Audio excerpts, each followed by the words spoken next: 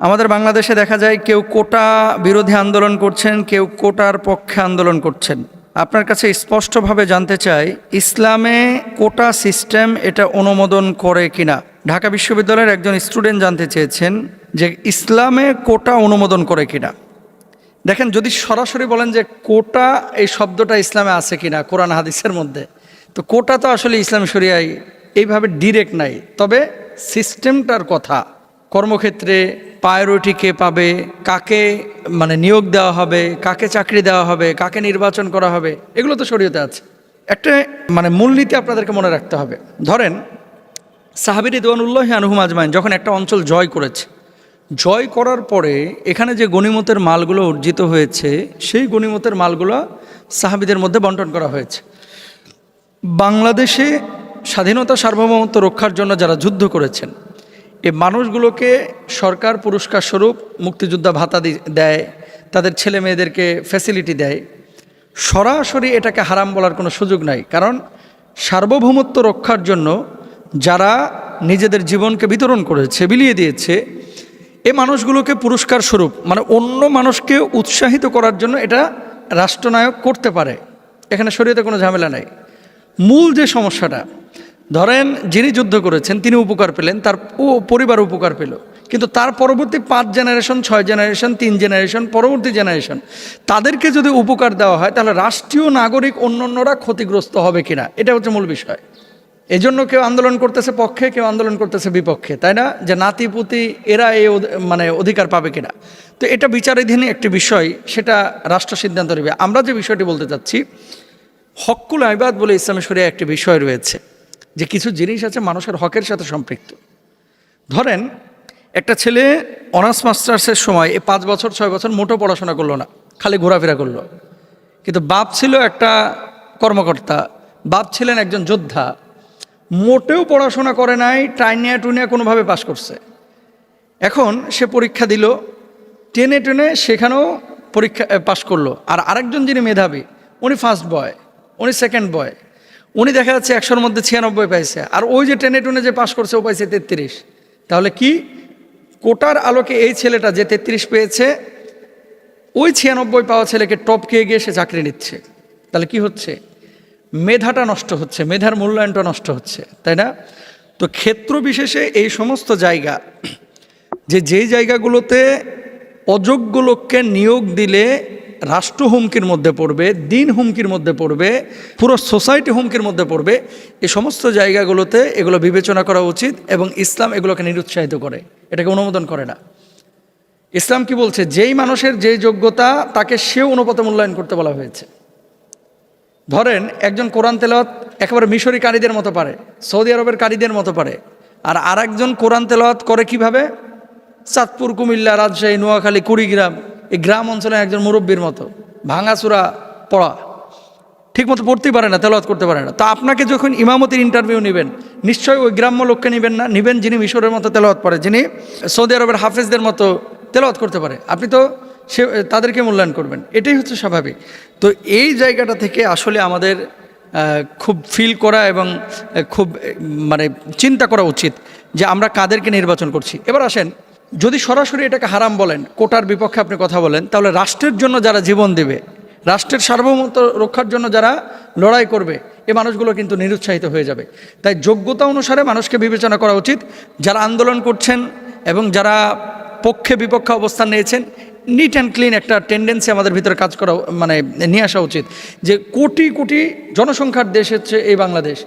আমি কোটার কারণে, প্রতিবন্ধীকে আপনি যদি সুযোগ না দেন, এই মানুষগুলো কিভাবে এগিয়ে যাবে? তো সেক্ষেত্রে তাদেরকে যোগ্য করে তোলা, যারা পড়াশোনা করছে না কিন্তু কোটার সুবিধা নিচ্ছে, তাদেরকে যোগ্য করে তোলার দায়িত্বও কিন্তু যারা নীতি নির্ধারক তাদেরকে যোগ্য করে তুলবে এবং তাদেরকে সেই কর্মের ব্যবস্থা করে দেবে। তো কোটাকে সরাসরি নেগলেক্ট করা এটা উচিত না। আবার কোটার মধ্যে থেকে পড়াশোনা বর্জন করে অযোগ্য হয়ে আপনার ফ্যাসিলিটি নেওয়া, এটাও কিন্তু উচিত না। কারণ এখানে একটা হকুল ইবাদের বিষয় রয়েছে। ঘুষ দেওয়া অনেকে চাকরি নেয়, কি করে, পাশ করছে টেনে টুনে। আরেকজন দেখা যাচ্ছে আপনার ফার্স্ট ক্লাস ফার্স্ট হয়েছে, কি করলো, 18 লক্ষ টাকা ঘুষ দিয়ে ওই যে 9 নম্বর সিরিয়ালে ছিল, 12 নম্বর সিরিয়ালে ছিল, ওই ছেলেটা ঢুকে গেলো, সম্পূর্ণরূপে হারাম, এটা কোনোভাবেই জায়েজ নেই। সুতরাং আল্লাহ তাআলা আমাদের সবাইকে বোঝার তৌফিক দান করুন। এগুলো নিয়ে বাড়াবাড়ি ছাড়াছাড়ি না করে আমরা যোগ্যতার ভিত্তিতে মানুষকে মূল্যায়ন করি। আল্লাহ বুঝদান করুক, বলুন আমিন। এখানে একটি প্রশ্ন করেছে জুবায়ের, উনি লিখেছেন যে মোহতারাম, আমি একটা মেয়েকে পছন্দ করি, সেও আমাকে পছন্দ করে। এখন বাড়িতে তার ফ্যামিলিও মেনে নিচ্ছে না, আমার ফ্যামিলিও মেনে নিচ্ছে না। এমতো অবস্থায় পালিয়ে বিয়ে করা বা গোপনে বিয়ে করা আমার জন্য জায়েজ হবে কিনা? কারণ তার সাথে আমার নিয়মিত শারীরিক ধরাছোঁয়া হচ্ছে। নাউজুবিল্লাহ বলেন জোরে সোরে একবার। এই জিনিসগুলো, এটা একটা আন্তর্জাতিক সমস্যা ভাই, বাংলাদেশে না, শুধু সারা পৃথিবীতেই। বাপ মা কিন্তু জানে যে আমার, এই শুনেন, আপনি কেমন বাপ মা, আপনি আপনার ছেলে মেয়ের অ্যাটিটিউড দেখে বুঝেন না যে আপনার ছেলে মেয়ে হয়তো বা অ্যাফেয়ারে জড়াচ্ছে। যেটা প্রেমে জমে যায় এটা দেখবেন মোবাইলে আসক্ত বেশি হয়, সব সময় কিন্তু বারবার দেখে, মেসেজ চেক করে, ছেলেও মেয়েও, যে কতক্ষণ আমার নক দিচ্ছে, আমার মানে তার টেন্ডেন্সি তো সবসময় ওই যে তার পছন্দের মানুষটাকে কেন্দ্র করে, তার শয়ন বলন কথন চলন সব কিছুতে তাকে কেন্দ্র করে। বাপ মা রাত্রিবেলায় দেখে যে ছেলে বা মেয়ে রাত্রি তার বেডরুমে কারোর সাথে কথা বলছে কিনা, এই জিনিসগুলো বা তার শারীরিক পরিবর্তন, এটা দেখে তো বোঝা উচিত যে আমার ছেলে বা মেয়ে কারোর সাথে সম্পর্কে জড়িয়েছে। যদি জানতে পারে, প্রথমে উচিত ছিল বাপ মাকে এই ছেলে মেয়েকে কী করা, বাধা দেওয়া, যে প্রেম টেম এগুলো করিস না বাবা, আমরা আমাদের পছন্দ মতো তোদেরকে বিয়ে শাদী দিব। যখন অ্যাফেয়ার হয়েই গেছে, কোনো ছেলে এবং মেয়ে এ ধরনের সম্পর্কে জড়িয়ে পড়েছে, বাপমার উচিত হচ্ছে তাড়াতাড়ি বিয়ে দেওয়া। কারণ কি, ফাল আইনান জেনা হুমান নাজার, মনে রাখবেন যারা প্রেম করে, এখন প্রেম কিন্তু কোন একজন লেখকের কলাম পড়েছিলাম, প্রেম বলতে আসলে কিছু নাই, এগুলো হচ্ছে শারীরিক চাহিদা মেটানোর একটা উপলক্ষ, মাধ্যম। যদিও প্রেম টেম ভালোবাসা টালোবাসা এগুলো আসলে ওইরকম কোনো উপলক্ষই নাই, এটা মূলই হচ্ছে ধরা ছোঁয়া, তারপরে মনে করেন আজেবাজে কাজকাম করা, এগুলো হচ্ছে মূল। তো ফাল আইনান জেনা হুমান নাজার, চোখ দিয়ে খারাপ কিছু দেখা, এটা হচ্ছে চোখের জেনা। জিহ্বা দিয়ে খারাপ কথা বলা, এটা হচ্ছে জিহ্বার জেনা। হাত দিয়ে খারাপ কিছু স্পর্শ করা, এটা হচ্ছে হাতের জেনা। এখন বাপ মার উচিত যখনই বুঝেছে তখন বাধা দেওয়া, বাধা দেয় নাই, প্রেমটা জমে গেছে। এখন ছেলেমেয়েরা জেনাহের মধ্যে নিয়মিত লিপ্ত হচ্ছে, এমন অবস্থায় বাপ মার উচিত বিয়ে দিয়ে দেওয়া। এখন বাপ মা যদি সেক্ষেত্রে মেনে না নেয় যে আমার এই চৌধুরী বাড়ির সাথে অমুক বাড়ির বিয়ে সাথে আমি মানতে পারবো না, এরকম যদি হয়ে থাকে, ছেলে মেয়ে পালিয়ে বিয়ে করতে পারবে কি না? দুইটা মাসালা। 1 নম্বর, ছেলেও অ্যাডাল্ট মেয়েও অ্যাডাল্ট। ছেলে বউ পালার মতো তার ফাইন্যান্সিয়াল ক্যাপাসিটি আছে, ফিজিক্যাল ক্যাপাসিটি আছে, এবং সেই মেয়েটার ভরণ পোষণ, তার সামাজিক নিরাপত্তা, পারিবারিক নিরাপত্তা সব কিছু ছেলেটা দিতে পারবে, এবং সে যথেষ্ট পয়সাওয়ালাও, বউ পালার মতো তার যোগ্যতা আছে। এমন তো অবস্থায় জেনা থেকে বাঁচার জন্য যদি পালায়া বিয়ে করে, কোনো স্কলার বলছেন এই বিয়েটা জায়েজ, কোনো স্কলার বলছেন এই বিয়েটা জায়েজ। কারণ আল্লাহ রাসূল সাল্লাল্লাহু আলাইহি ওয়াসাল্লামের কাছে এক মহিলা এসে বলছে, আল্লাহ নবী, আমার চাচাতো ভাইয়ের সাথে আমার বাপ জোর করে বিয়ে দিচ্ছে, আমি তো তারা পছন্দ করি না।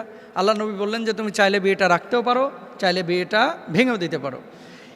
নবীজি আবার আরেকটা হাদিসের মধ্যে কি বলছে খেয়াল করেন, আইয়ুমা ইমরাআতিন নাকাহাত বিগাইরি ইজনি ওয়ালিহা ফানিকাহুহা বাতিলুন বাতিলুন বাতিলুন।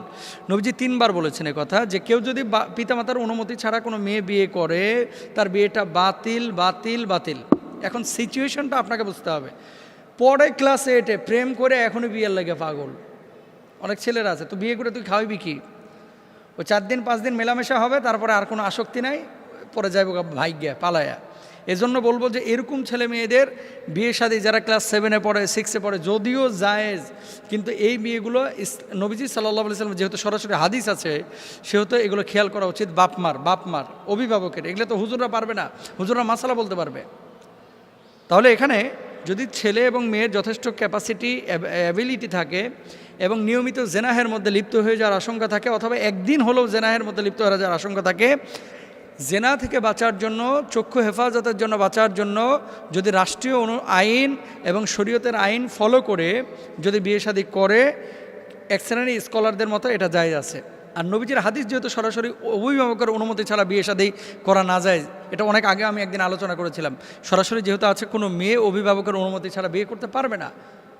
শুধু জেনা থেকে বাঁচার জন্য যদি বাপ মাকে জানানোর পর